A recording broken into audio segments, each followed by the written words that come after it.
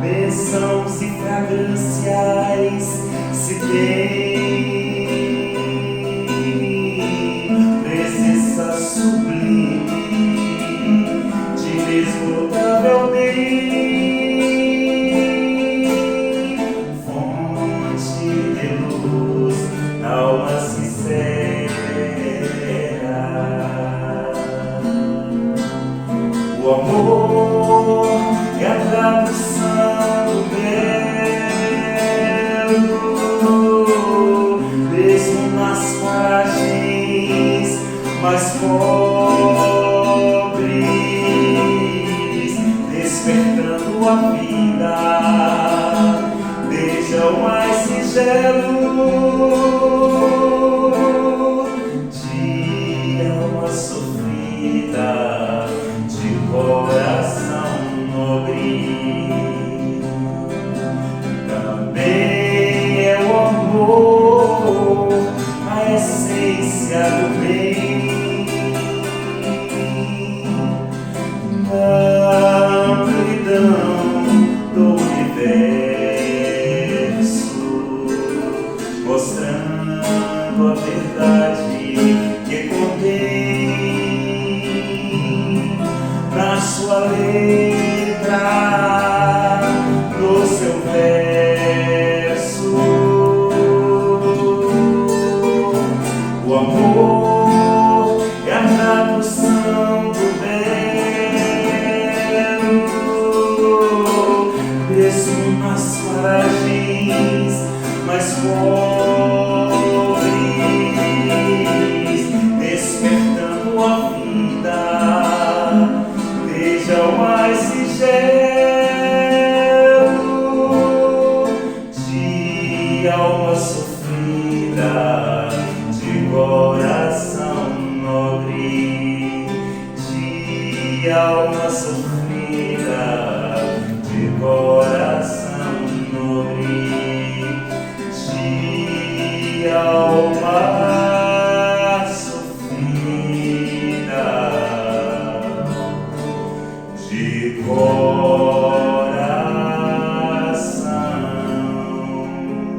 nobre.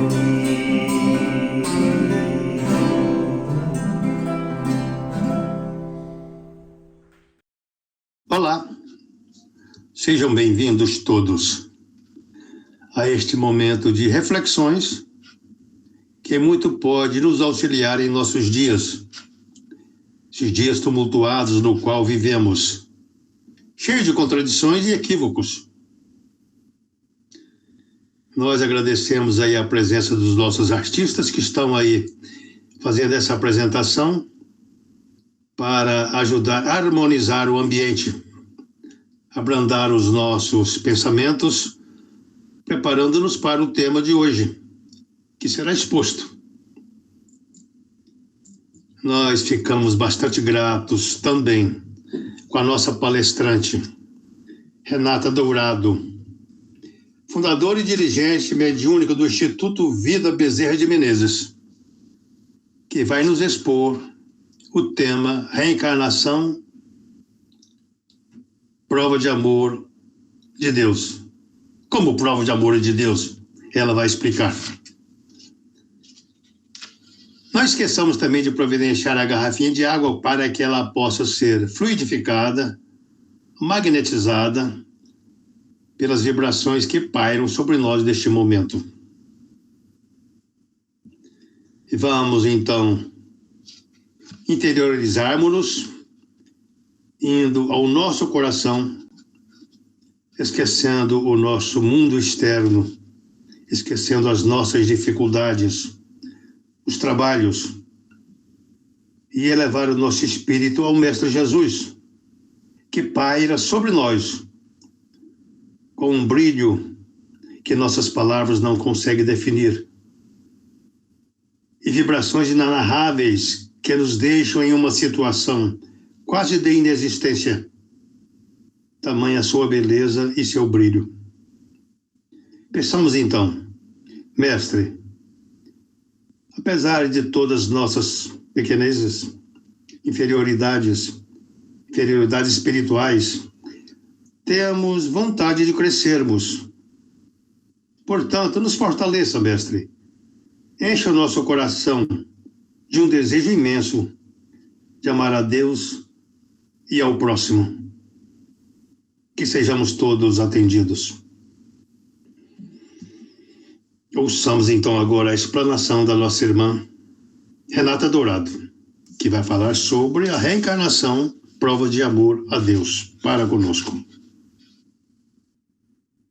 Queridos irmãos, que alegria estarmos juntos mais uma vez, que bom que temos a tecnologia para nos unir. Eu agradeço mais uma vez também o convite dos amigos do CEAL, Centro Espírita André Luiz, que grupo este que é tão caro ao meu coração. Estamos aqui para falar mais uma vez neste momento tão desafiador para todos nós, que nós estamos vivenciando, cada um com as suas dores, com as suas dificuldades. É um momento em que a pandemia nos mostra que estamos, de fato, vivenciando esse momento de transição planetária. Se tínhamos dúvida quando que a transição iria começar no nosso planeta, não temos mais dúvida. Nós espíritas, certamente, há muito tempo, né, ouvimos falar dessa transição planetária. Eu venho de uma terceira geração espírita, então meu pai era espírita, meu avô era espírita, e eu já ouvia falar da transição planetária, certamente meu pai já ouvia falar quando era criança, meu avô também já ouvia falar, e estamos nós aqui, vivenciando essa transição planetária. Certamente nós pedimos para estarmos aqui, neste momento tão desafiador para todos nós. Talvez conscientemente não sabíamos que seria tão difícil, tão doloroso, mas nosso inconsciente já tinha essa certeza. E temos a força para passar por este momento. São vários desencarnes, no Brasil são mais de 500 mil pessoas que se foram. Nas ruas nós vemos famílias necessitadas pedindo dinheiro porque estão passando fome. Então as dores alheias, as dores de outras pessoas não tem como não sangrar em nossos corações. Nossos corações sangram com tudo isso que estamos vivenciando, fora as nossas próprias dores, os nossos próprios desafios. Então a pandemia veio para nos mostrar que a transição planetária é para que nós possamos fazer a nossa reforma íntima. Porque nós vamos entrar numa nova era no planeta, nós vamos entrar em um planeta melhor, no planeta de regeneração, e o planeta de regeneração é feito por pessoas regeneradas. E mais do que nunca, a mensagem de Jesus se faz necessária aos nossos espíritos. Mais do que nunca, nós necessitamos da mensagem de Jesus. Quando ele nos fala, no mundo tereis aflições, mas tende bom ânimo, eu venci o mundo. Ou então, quando ele nos afirma que das ovelhas que meu pai me confiou, nenhuma se perderá. Nós somos as ovelhas de Jesus. Todos nós somos as ovelhas de Jesus. Todos nós que vivemos no planeta Terra, planeta este que passa por essa transformação, todos nós somos as ovelhas amadas de Jesus. E não por acaso, há 2000 anos ele esteve aqui para nos dar testemunho, para nos falar do seu amor, para nos falar da sua verdade, verdade que transforma, verdade que renova. E durante 2000 anos, talvez, nós nos desviamos dessa verdade. Durante 2000 anos, talvez, nós não queremos ou não quisemos olhar para essa verdade, mas agora, essa verdade bate à nossa porta. Agora, com essa pandemia, Jesus nos conclama a seguirmos com Ele, talvez por meio da dor. E é Ele quem nos fala: vinde a mim, todos vós que estáis aflitos, sobrecarregados, que eu vos aliviarei. Tomai sobre vós o meu jugo e aprendei comigo, que sou manso e humilde de coração, e encontrareis repouso para as vossas almas. Porque suave é o meu fardo e leve é o meu jugo. Então não há caminho onde encontraremos a paz que o nosso espírito necessita, porque o mundo não nos dá paz. Não há caminho senão o caminho do Cristo. E agora, onde há dores em todos os países, em todo o planeta, o nosso espírito tem sede da verdade de Jesus. Nós estamos sendo convocados a darmos o testemunho da crença que nós temos em Jesus, da mensagem que Ele nos deixou há 2000 anos e que não é nova para nós. Não é nova para nós. A boa nova de Jesus nos é dita há mais de 2000 anos. E chegou o momento, meus irmãos, do testemunho, onde a dor bate à nossa porta e nós temos a Ele a nos apegar e temos a oportunidade de dizer: sim, mestre, nós somos as suas ovelhas, nós queremos ser a sua ovelha, nós queremos te seguir. Apesar das dores dos nossos corações, apesar das perdas, apesar da doença, apesar das dores físicas, apesar das dores da alma, nós acreditamos em ti. É o momento do nosso testemunho. É um momento desafiador. É um momento de divisão do nosso espírito. É um momento divisor de águas para nós. É um momento transformador, onde será dividido o joio do trigo. E nós estamos aqui no planeta Terra, tendo a oportunidade de fazermos a escolha. Qual escolha faremos, meus irmãos? É a grande pergunta que nos é colocada neste momento. Qual escolha faremos neste momento de transformação planetária?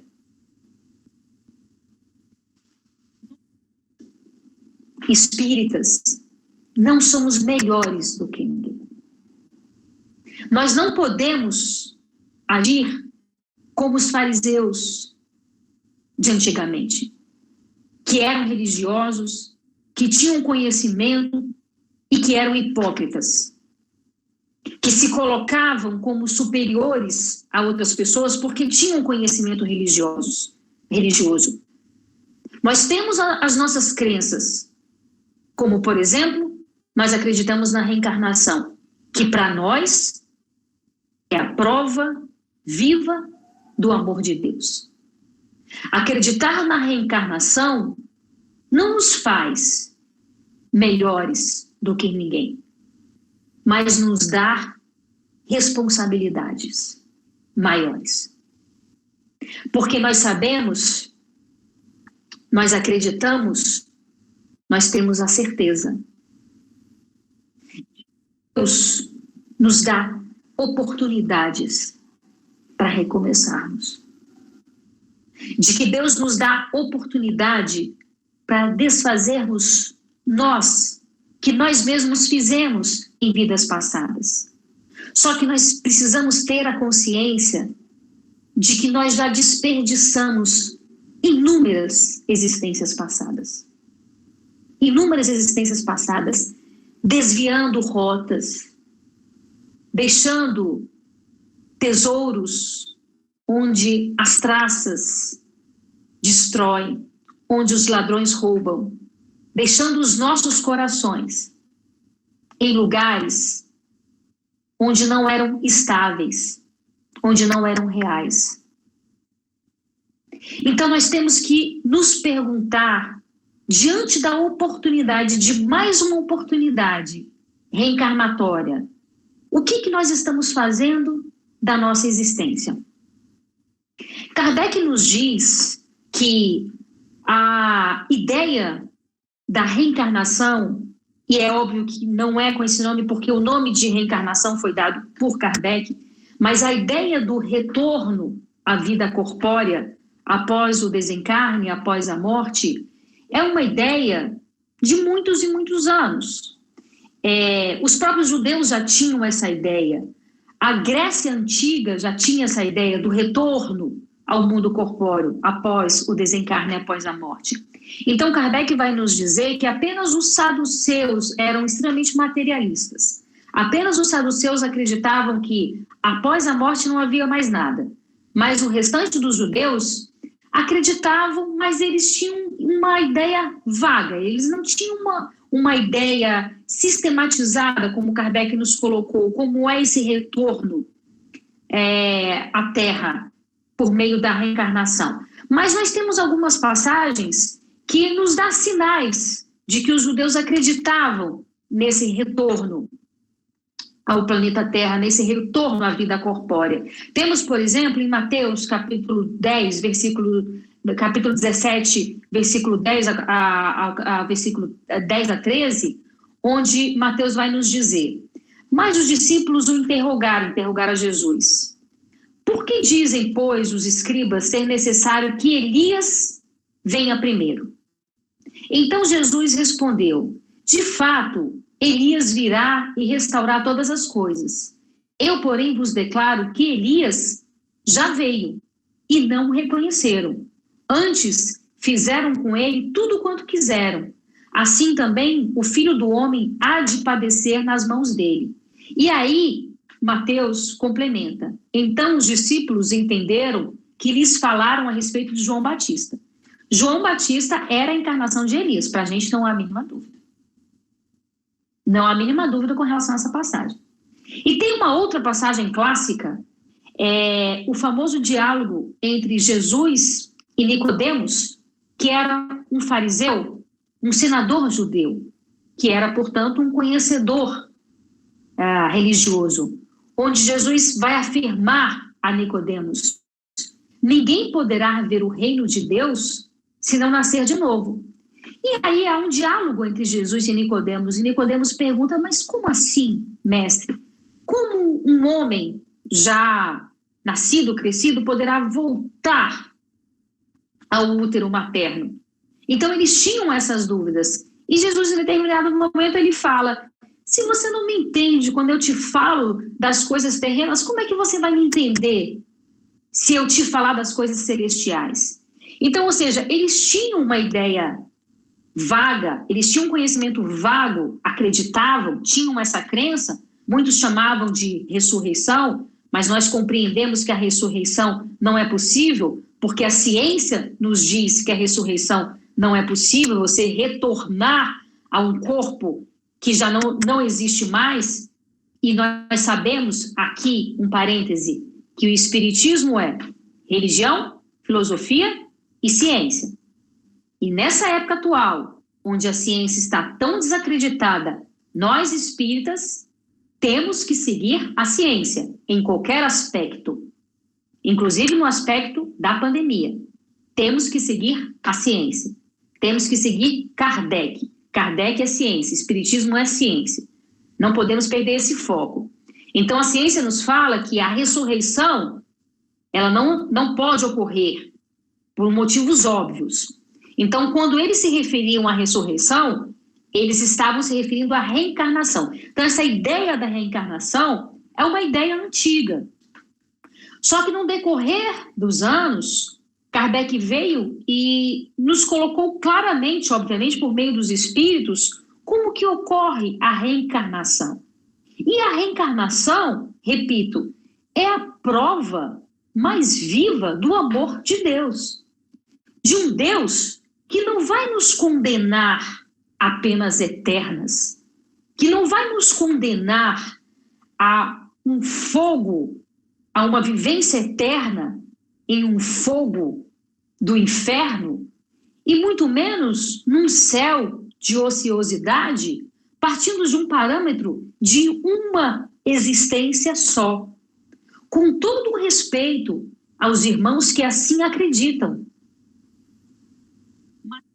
Diante de parâmetros racionais e diante da crença de um Deus amoroso, de um Pai que Jesus nos apresenta, não nos é racional acreditar nesse Deus. Então nós cremos na reencarnação como um processo amoroso e um processo que nos ajuda a amadurecer o amor. Porque a reencarnação, nós estamos aqui no processo da reencarnação, não é para sofrer. A reencarnação é para nos ajudar a amar. E aí nós vamos trazer aqui algumas histórias para que a gente possa compreender esse mecanismo de amor divino. Longe de ser um mecanismo de nos fazer sofrer ou de pagar erros do passado, longe disso. É um processo onde vai nos ajudar a desenvolver um mecanismo de aprender a amar. Amar o próximo e amar a nós mesmos. A desenvolver o amor. Diante do que nós já aprendemos, seja da obra de Kardec, seja da obra do próprio André Luiz, eu creio que o que a gente sabe ainda é muito pouco diante da dimensão do processo da desencarnação e da reencarnação. Mas o que a gente sabe é que é um processo muito dinâmico. É um processo que é um processo de construção e reconstrução. Renato, o que você está querendo dizer com isso? Vou trazer um exemplo aqui. No livro A Vida Escreve, de Hilário Silva, que foi psicografado por Chico Xavier, ele nos traz uma história muito interessante para que a gente possa compreender e desenvolver melhor esse processo da reencarnação. Então, ele nos traz a história de um homem que em uma vida, em uma reencarnação, ele foi um senhor de escravo. Então, ele usava o braço dele para chicotear esses escravos e muitos escravos chegaram a morrer nesse processo. Ele era muito cruel. Ele desencarna, vai para o plano espiritual e quando há o despertar da consciência dele, ele cai no profundo arrependimento e se culpa profundamente por tudo que ele fez. Por todas as atrocidades que ele fez. E ali no processo mais consciente ele pede para encarnar e pede para que nessa encarnação, nessa vida posterior, quando ele faça 30 anos, ele perca o braço dele. Porque ele entende que dessa forma ele vai se libertar da culpa, da grande culpa que ele carrega. E isso foi conversado com os mentores dele e ficou acertado que sim, nessa encarnação dele, na próxima reencarnação dele, aos 30 anos de idade, ele teria um acidente e ele perderia todo o braço dele. Então percebam, não é uma punição divina porque não existe punição divina. Foi um processo que ele pediu para que ele, no entendimento dele, ele iria se livrar da culpa dele. Ele entenderia que dessa forma ele iria se livrar da imensa culpa que ele carregava. É claro que haveria todo o processo de reparação junto daquelas pessoas que ele fez mal. Pois bem, ele reencarna.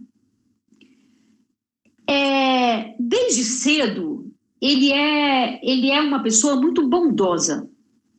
Muito bondosa. Uma pessoa que sempre que ele podia, ele fazia o bem. Já iniciou como religioso, por acaso era espírita, iniciou num processo de mediunidade e foi um cara que não era perfeito, porque não existe ninguém perfeito na Terra, mas foi um cara que trilhou ali o caminho do bem. Sempre que podia, fazia o bem. Chegou no fatídico dia dos 30 anos, portanto, acontecer o acidente dele. O O que aconteceu? Aconteceu o acidente. Só que em vez de perder o braço todo, ele perdeu o dedo midinho dele. Os próprios espíritas, nós que não entendemos nada, temos muitas vezes o olhar extremamente limitado.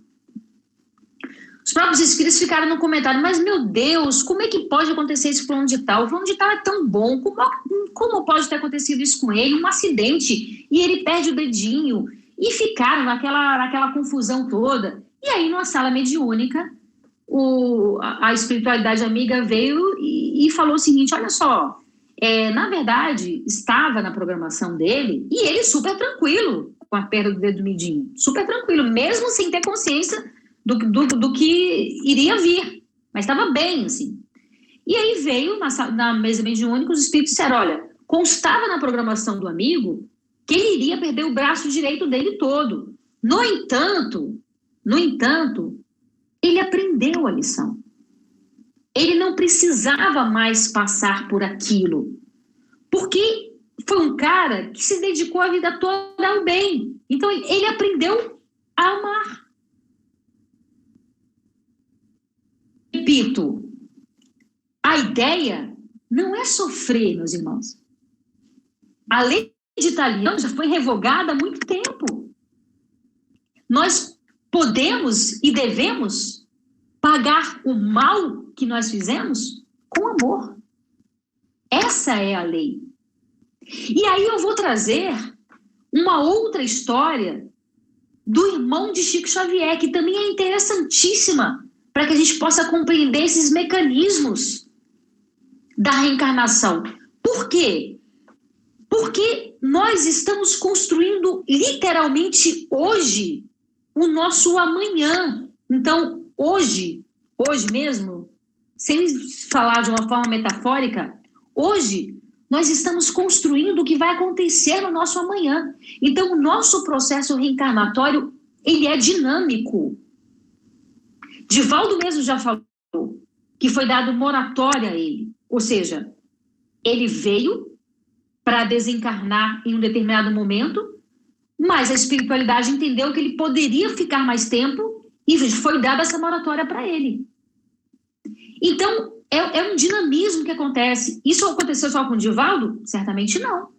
E por que permitiram que Divaldo continuasse? Porque ele está trilhando o caminho do bem, porque ele é um trabalhador do Cristo, porque ele está fazendo bem aqui, porque ele é um importante trabalhador aqui. Então há um dinamismo nessa lei. O que aconteceu com o irmão do Chico Xavier? O José.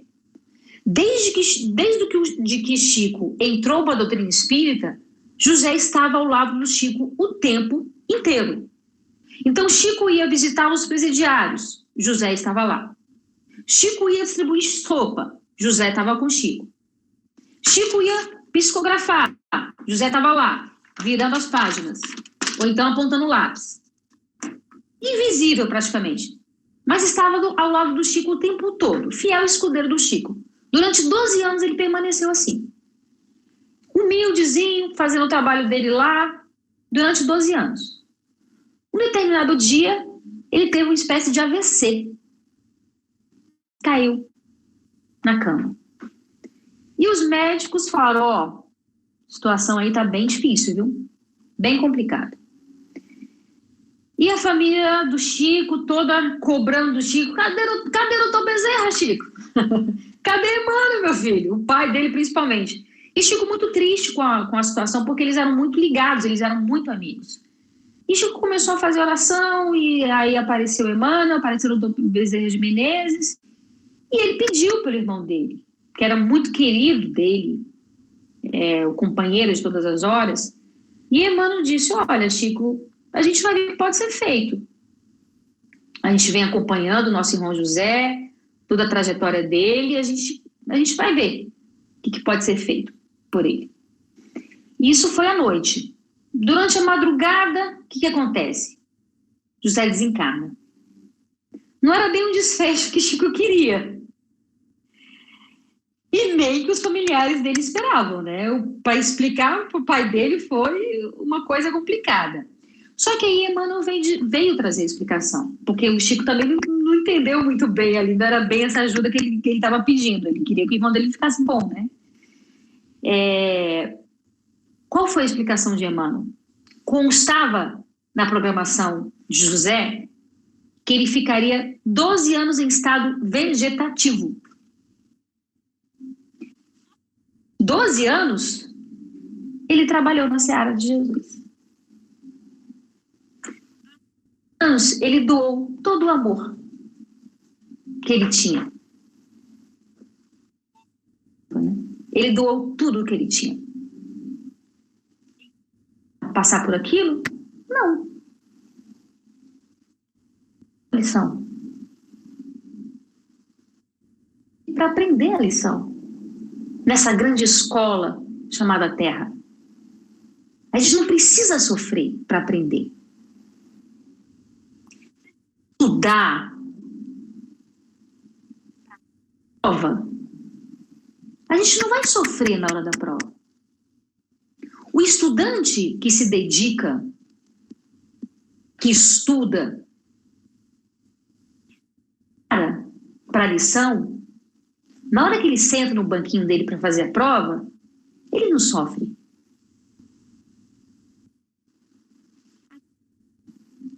Aquele que acha que está aqui de brincadeira, aquele que acha que está aqui para os prazeres efêmeros da vida, aquele que acha que está aqui sem compromisso nenhum, quando a dor, quando a prova chega, e ela chega para todos nós, e nós não estamos preparados, é claro que vai ter sofrimento.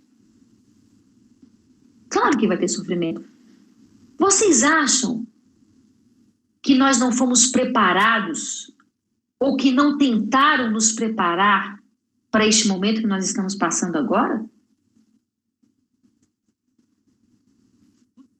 Os nossos mentores, que o próprio Cristo, com todas essas mensagens,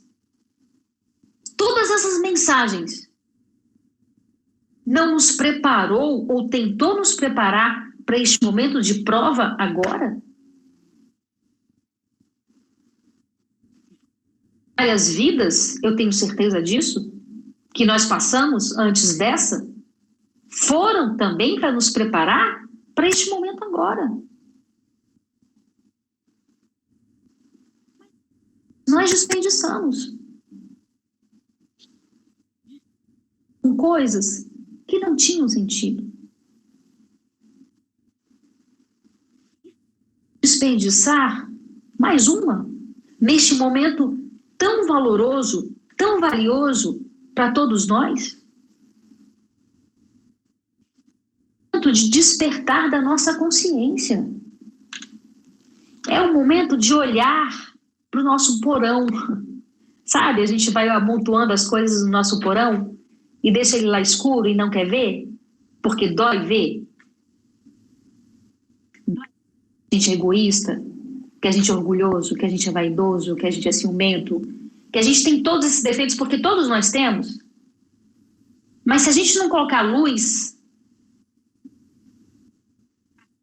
uma íntima, a gente vai ver só a casa, a sala bonitinha, o quarto bonitinho, mas o porão tá lá. A reforma íntima, se a gente não for nesse porão, é doloroso? É.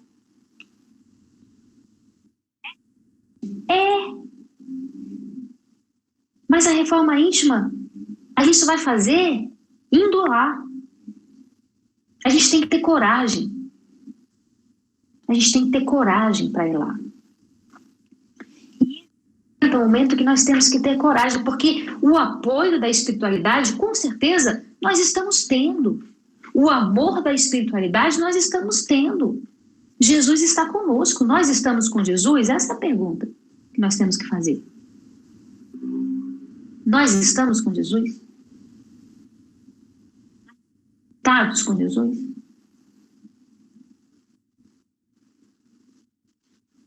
finalizar, eu vou contar mais uma historinha. É uma história que eu gosto muito, porque é uma história que revela uma grande diferença sobre a percepção dessa chance que nós temos com a reencarnação e dessa percepção do amor de Deus em nos dar a chance de recomeçar, e esse outro olhar de um Deus que vai te julgar e você vai ser condenado pelos seus erros. Não vai nenhuma crítica aqui a nenhuma crença e a nenhuma religião. São só percepções. O Divaldo, quando ele era criança ainda, uma irmã muito querida dele, chamada Nair, foi a única pessoa que chamava ele de Didi. Essa irmã, ela se casou, ela era muito carinhosa com toda a família e ela descobriu que o marido dela estava traindo ela.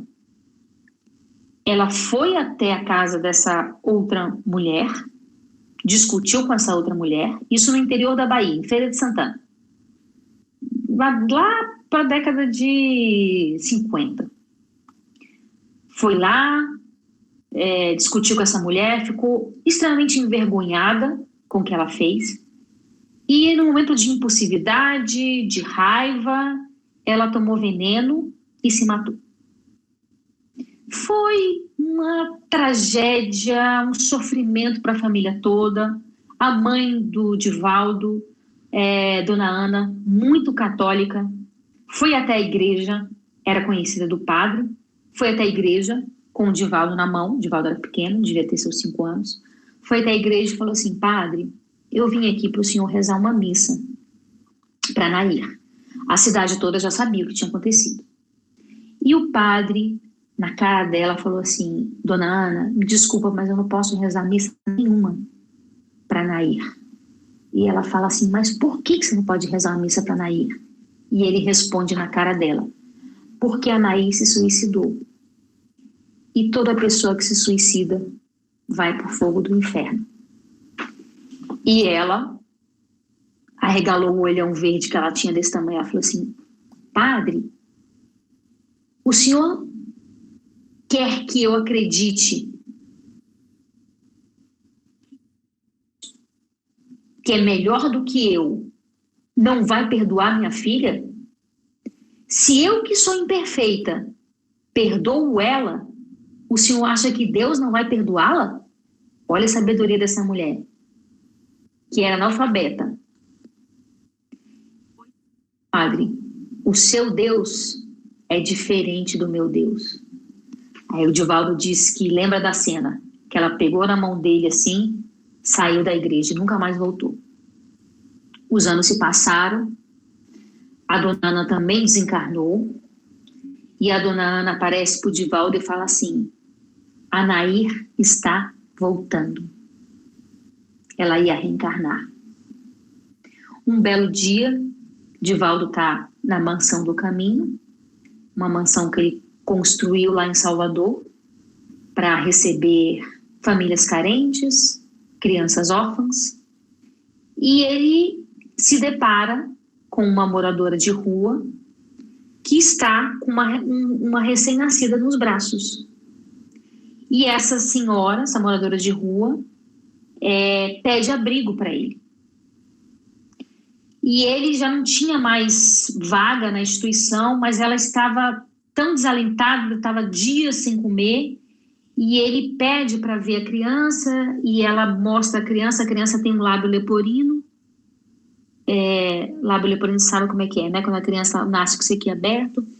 E ele pergunta para a senhora assim: como é que é o nome dela, da criança? E a senhora responde para ele: o nome dela é Nair. Aí ele pergunta: mas por que o nome dela é Nair? Aí ela responde: porque quando eu estava grávida, uma senhora de olhinho verde apareceu para mim e disse: essa é minha filha, é o meu bem precioso.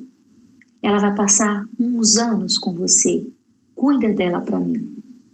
Nesse momento, a mãe do Divaldo aparece para ele em espírito e fala: é ela.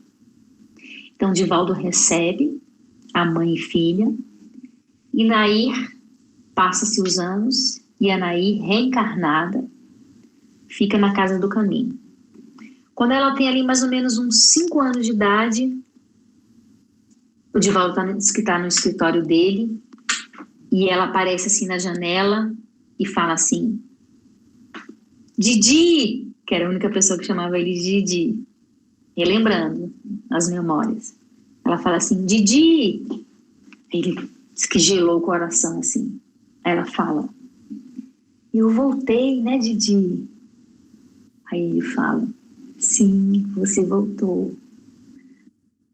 Ela para conversar, aí ela senta assim, aí ela pergunta assim para ele: eu vou viver muito tempo? Ele fala assim: você vai viver o tempo suficiente para você se recuperar. Ele já sabia que ela não ia viver muito tempo. Ela tinha muitos problemas respiratórios, o pulmão dela era todo comprometido por conta do veneno que ela tomou. O lábio leporino era consequência também do veneno que ela tomou. Então, os médicos já tinham dito que ela teria poucos anos de vida. E quando ela faz ali 10 anos de idade, ela já está nas últimas, assim. Já está tudo comprometido nela. E ela, no leito de morte, assim, ele junto dela, pegando na mãozinha dela, e ela fala assim para ele: Didi, eu vou, mas eu vou voltar. E eu vou voltar sem isso daqui, que era um negócio que incomodava muito ela, que era o lábio leporino. Naquela época não tinha cirurgia. E vou voltar sem isso daqui. Essa história, ela é a prova viva do amor de Deus para com todos nós. Se alguns irmãos acreditam que ao cometer o suicídio o resultado seria a eternidade no fogo eterno, nós temos a certeza absoluta de que nós temos a oportunidade de renascer, de recomeçar, com sequelas, com consequências, mas com o amor de Deus sempre nos acobertando e nos dando essa oportunidade de crescimento e de aprendizado. Então, meus irmãos, era essa mensagem que eu gostaria de deixar hoje para todos nós, de muita confiança, de esperança em dias melhores, que possamos fazer a nossa parte, que possamos sempre, sempre, sempre confiar em Jesus, sabendo que o governador do nosso planeta sabe das dores de cada um de nós e está sempre no comando do planeta e das nossas vidas. Que Jesus nos ampare e que a paz dele esteja sempre em nossos corações. Muito obrigada. Renata, nossa gratidão por nos ter apresentado este tema. Certos ficamos de que muito nos esclareceu e nos despertou algo em nosso íntimo, porque é bastante interessante esse tema. Não vamos esquecer, nossos amigos todos, que todos os domingos, às 17 horas e às quartas-feiras, às 19h30, sempre teremos novos temas a serem apresentados. Finalizando, então, vamos partir para a nossa prece final. Vamos agradecer ao nosso Criador pelo tema apresentado pela Renata. ajudando-nos a compreender um pouco mais de nossa trajetória aqui na Terra. Ao mesmo tempo, Mestre, pedimos que, apesar de nossas imperfeições, temos uma vontade imensa de aperfeiçoarmos-nos, descobrir o caminho certo e nele caminharmos. Certos estamos que dificuldades muitas teremos, porém que sejamos coerentes e perseverantes no caminho a nós apresentado, e nunca esquecendo que o Mestre está sempre em nossa frente, mostrando-nos por onde devemos caminhar. Mesmo quando esquecermos de tudo o que já ouvimos e aprendemos, e nas euforias das coisas materiais formos levados ao erro das matérias deterioráveis, Mestre, desperta-nos, acorde-nos, que estejamos certos de que isto acontecerá. Obrigado, Mestre. Até o nosso próximo encontro. Que assim seja.